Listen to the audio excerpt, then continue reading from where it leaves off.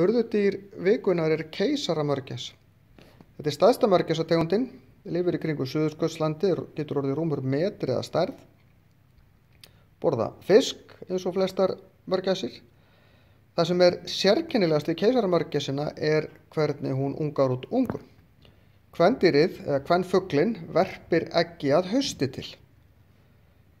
Og það er þegar það er vor reyndar hjá okkur, því þetta er á Suðurskautslandinu, þá er þetta öfugt með við hjá okkur.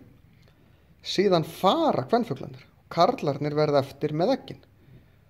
Og þeir liggja á eggjunum, leggja eggin ofan á fæturnar á sér, eins og þið sjáu þarna á myndinni, leggja svo bumbuna hálfpartinn yfir, og þannig halda þeir hita á egginu yfir veturinn. Þeir gera það í stórum byggðum, þjappa sér svona saman til þess að fá hlýju hver frá öðrum. Þeir skiptast á að vera yst, því það er náttúrulega kaldast, það er hlýtt inn í miðjunni. Og þarna þrauka þeir með eggjunum án þess að borða yfir allan veturinn.